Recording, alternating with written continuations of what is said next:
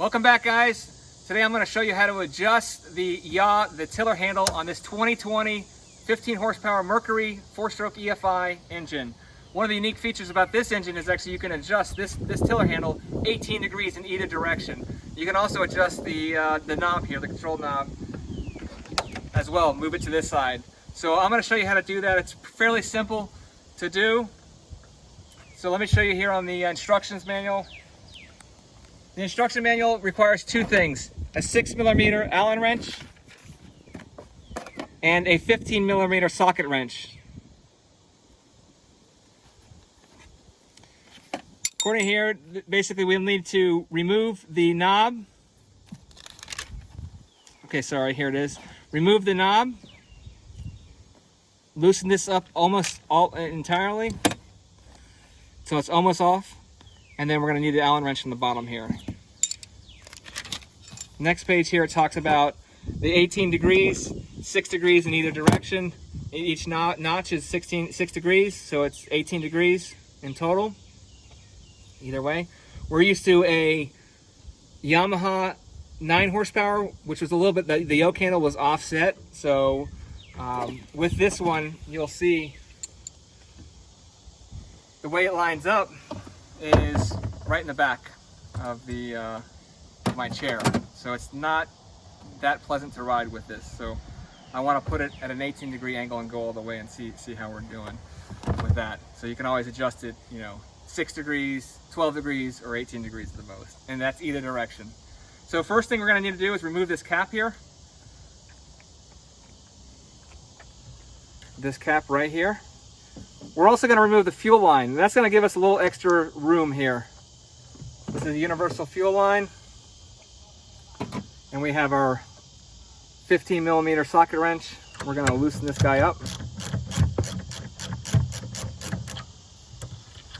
Almost completely off. And this is actually going to pop up right here. And that's one of the keys to getting it, to adjusting this yoke handle. So right now this is basically straight on, as you can see. So I'm going to move it over here, and then the Allen wrench, where you put the Allen wrench, is right here. Let me show you how this goes. Right up here, there's a hole where the Allen wrench goes. Right there.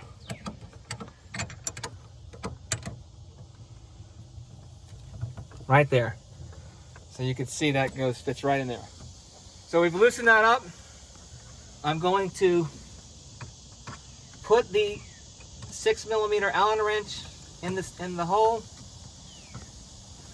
it's fitting in there. I'm going to move the tiller handle towards me, and now I need you to lift this piece right here up. So it kind of is almost a two-part job. So you need to lift that up, and you will just move this slightly. You'll see how you move the tiller. You can go back. It's easier when you have leverage against the boat. So you can go either side. So you can go, so just straight on like that, you can see how much of a difference it makes. So it's not, straight on, it's not in your back. This is 18 degrees, and you can go the opposite way too if you wanted to. So such as like this, that's the other side. I'm right-handed, but I actually am used to driving this tiller engine with my left hand.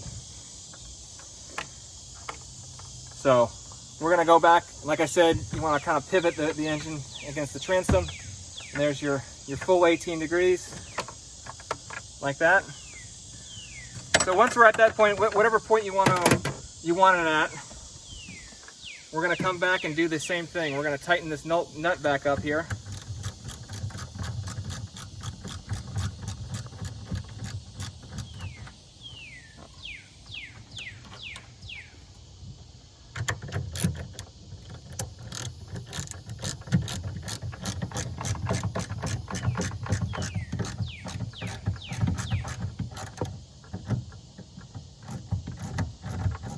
Get that nice and tight.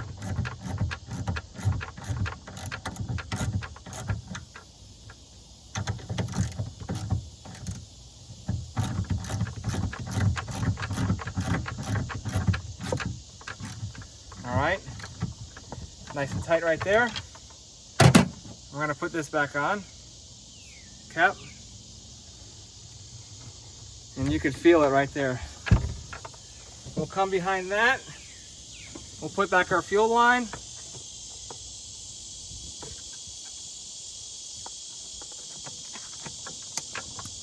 Snaps in there, you heard the snap. And that's it. So you can see here, it's at an off angle, should be easier to drive. There is a little post here that you can adjust it and go higher with when you're riding. So this thing will come up and that's the most it goes right there. See, there's a little lever here, so it's a little bit higher there. So you can go down with that as well. But fairly simple to do. You know, this was one of the reasons why we bought this engine. You know, it's a newly designed. The Yamaha was unfortunately not designed recently, so it was a carbureted engine versus an EFI engine. It just seemed a little bit like a no-brainer for us. It's a little bit lighter weight as well. But let me show you the overview of this engine as well.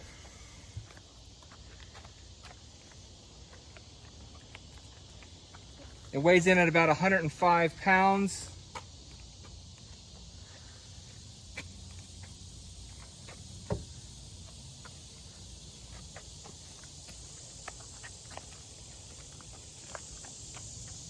We've done 2 hours of break-in period where the first hour you need to vary the speeds, no more than half throttle.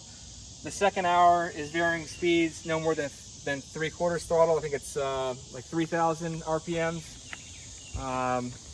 And then we still have 8 hours of varying speed as well. So let me show you on here. This is the power knob. This is what I talked about earlier. This is the, you always want to wear your safety lanyard. This is a much bigger engine than we're used to, so I actually always wear it whenever I'm running fast. But the safety lanyard, this pops off like that. They actually give you a spare one here as well. So that one pops in there in the event that you lose this one. And it's in there. And then this guy just pops right back on here.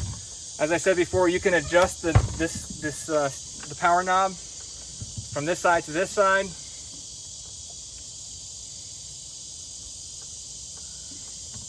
And it's very smooth. That's one of the unique things about this. And then coming over here, show you in order to raise the engine, you're actually going to push this lever down. So you push the lever down, and you can come over here and raise it to varying degrees. Pull this up. So there's 1 degree. There's another degree. And if you want it all the way up, she goes all the way up. Then to push it down, you're gonna just flip that up. So you just flip that up right there, pick it up a little bit, and easily lower it down. Let me show you over here. There's two ways to flush the engine. One is with the earmuffs. So traditionally we use the earmuffs, put it over the vent right here. And then they actually have a more robust way to flush the engine out. So this is this ties right in from the garden hose. So the Yamaha actually just had a little hose that I always felt the hose was going to rip out, and if it ripped out, then I would be paying for a decent repair. So this definitely seems a little sturdier. So we pair this engine with a 3.5 gallon external fuel tank. Mercury actually gives you the fuel tank, but I had this left over from the Yamaha that I sold, the 9.9 that I sold, so I was able to reuse this one and keep the spare tank that Mercury gave, provided for the future. So another thing you could do with this is a trailer lock, or if you want to just troll it on a certain position, this guy right here. So there's a lever right here. So right now you can see the engine moves freely, whatever side you want to go. But when you flip this switch and push it away from me, guess what? The engine's locked in place. It's not going to go. I did have a question on a prior video about the trolling speed. So when this is actually in place, the throttle actually just pretty much stays there, which is nice. The Yamaha, for whatever reason, it would always kind of back down to 0. You always had to have constant contact. But you can see That's not moving at all.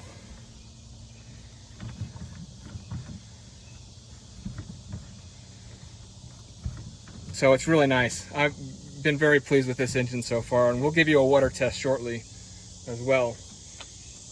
As far as fuel burn, we're burning a gallon, gallon and a quarter, maybe a gallon and a half every trip. That's fishing full day and doing some decent running. But I hope you enjoyed this video. Smash the like button and subscribe to my channel. We'll catch you guys later.